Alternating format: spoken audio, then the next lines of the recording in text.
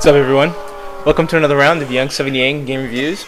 Today, we're going to be doing a quick playthrough of Yakuza of the End once again. This time I'm playing through Chapter 2 with Majima. As you can see here, he's watching a zombie film, and I'll let you guys watch for a few seconds, and then we'll go through the commentary. Any of you who have played Yakuza 2 will be familiar with this particular character, which I'm not going to go into at the moment. こっちのスーツの男、関西近江連合直参、二階堂哲夫。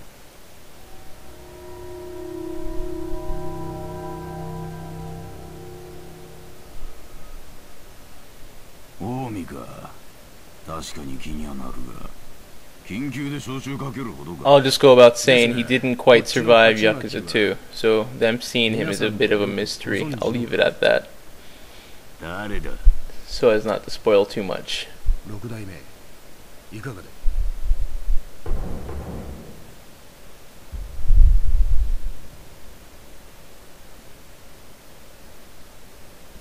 近江連合合流会会長合田隆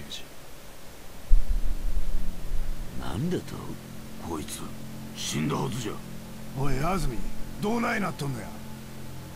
5年前のうちと関西の抗争、ご存知のようにあれの糸を引いていたのがこの合田です。その後姿を消していたのですがなんやゾンビにでもなって帰ってきたんかい。何にしてもタイミングが良すぎる。2日後にはカムロ町ヒルズの竣工セレモニー。 Those of you familiar with the Yakuza series are also going to realize this is the very first Yakuza game where you can actually use Majima. He's an unplayable character throughout 1, 2, 3, 4, and Kensen.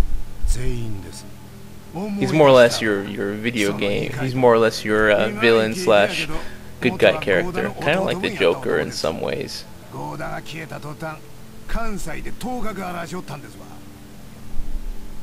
At least that's the way I like to look at him. 何か匂いませんか。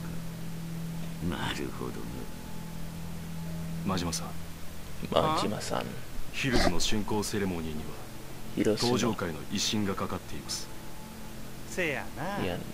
他の組とも連携して警備の強化を。采配はお任せします。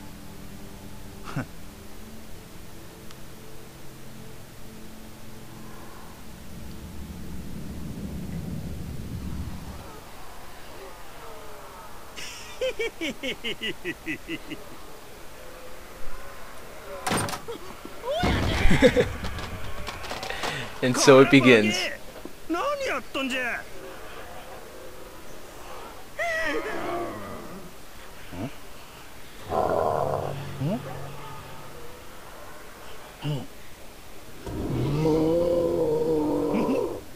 やっぱほんまもう迫力がちゃうな。最高や。まさかゾンビとやり合える日が来るとはの。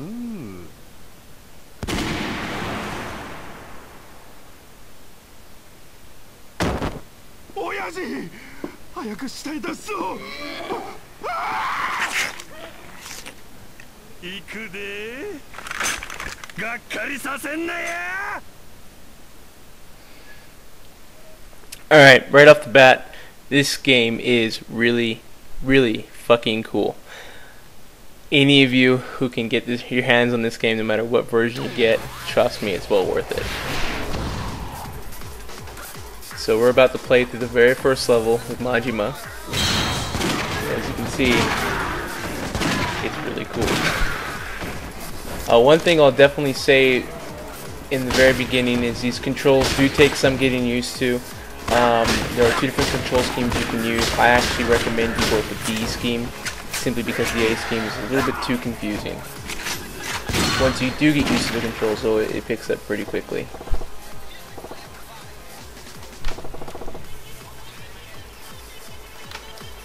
And as you can see here, graphically, this game is pretty good. I wouldn't call it amazing, but definitely good.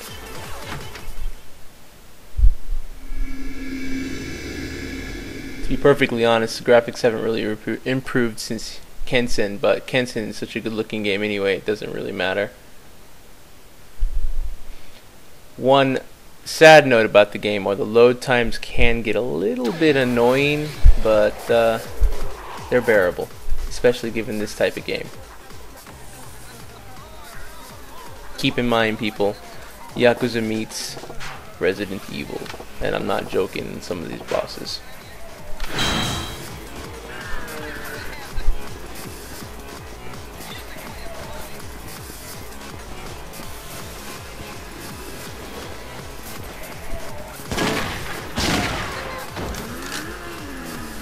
The reason why I'm pointing out the pistol is simply because you can do kind of like a sniper shot where you can zoom in on your enemies. It's not very easy to pull off though given the control types, but once you get used to it, it definitely gets easier.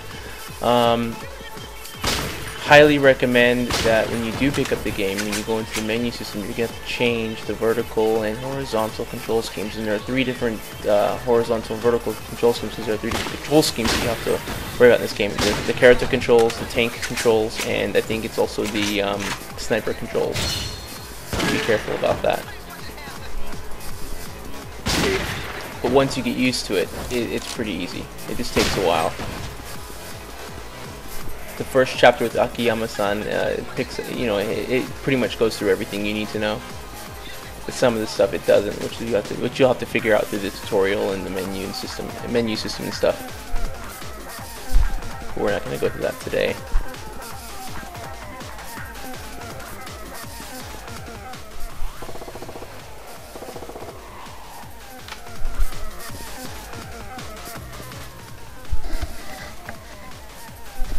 Ooh, weapon stash. Yosh. Zombie. Omaji desu? Na, omae. Mina zombie nada. Everyone's turned to zombies. Hontoni? Really? Yeah.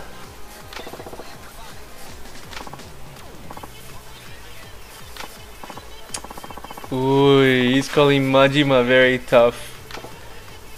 In any case, he's just basically saying everyone's turned to zombies, and Majima's trying to figure out how to get down to the first floor.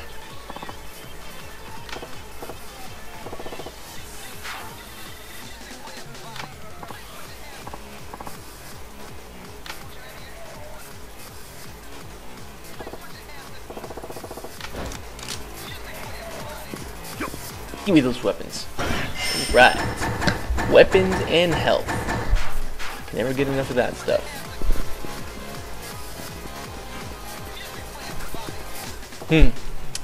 Well, we are on level 56. Or we have to get to level 56.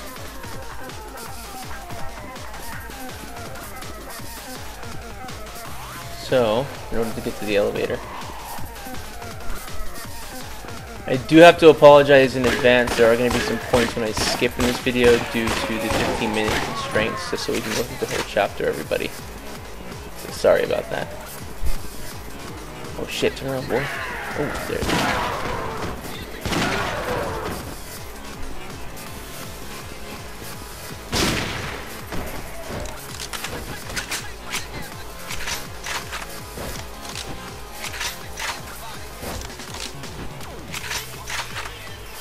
A little confusion there with weapons reloading.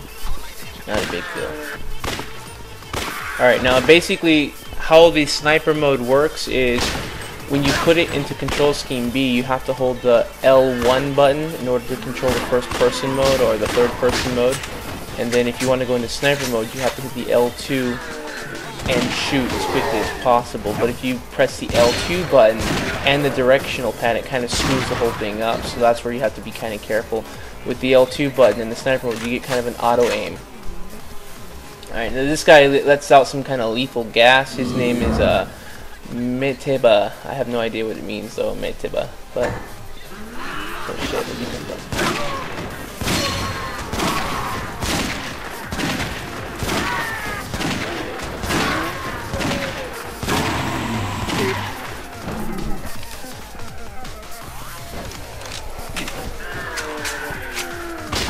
That was sniper mode.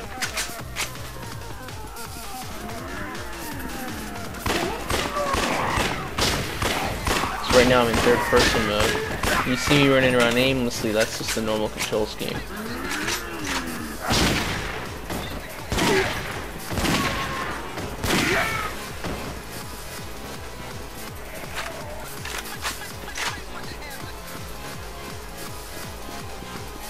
Unfortunately, I'm not going to go far enough so you guys can actually see the tanks, but don't worry about that.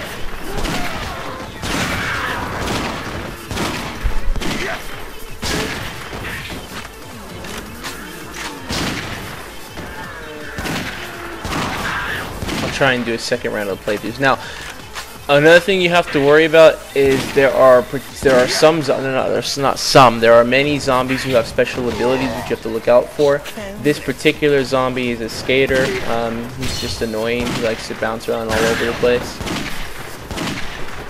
You saw the bigger one earlier, which is pretty easy. He's tough, but if you kill him before he gets to you by doing the sniper shot, it's no problem.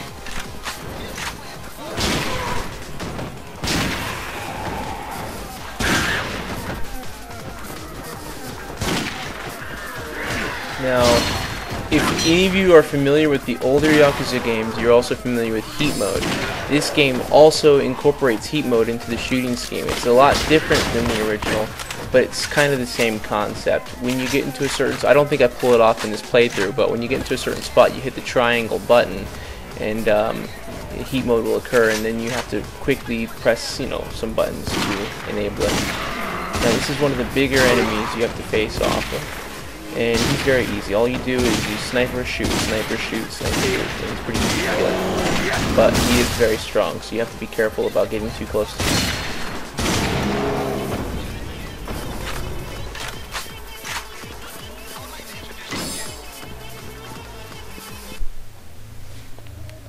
Now I kind of skipped ahead here to the first floor, found the elevator, just to save a little bit of time. And this stage is very fun.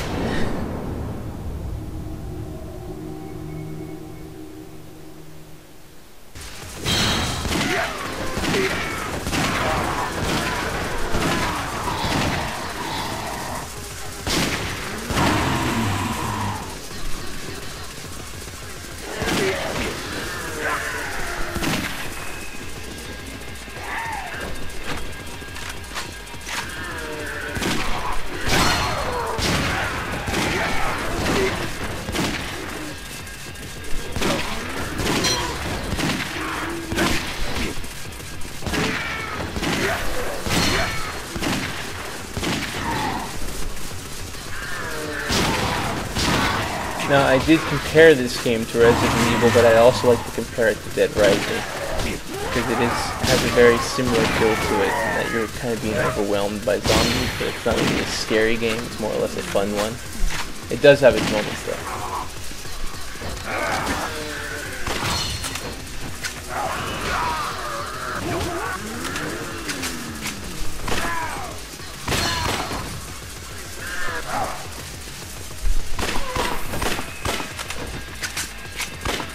One thing I was definitely trying to find out too is if Sega had teamed up with Capcom on this game, because there are some enemies that you'll face off which are awfully familiar to certain Resident Evil enemies, such as I think it was called the Licker, those big things with the giant tongues that you find in Resident Evil 5 and also in Resident Evil 2 and 3.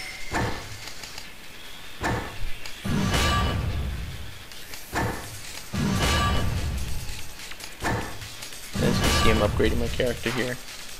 So anyway, that about sums up my playthrough of this game. I really hope you guys enjoyed it. Again, it's definitely worth picking up. Don't be afraid to import this game. It's well worth the money. If you can pick up the Asian version, you'll save a few bucks on the Japanese version due to the high overpricing. Anyway, leave your feedbacks, positive or negative. Hope to hear from you guys soon.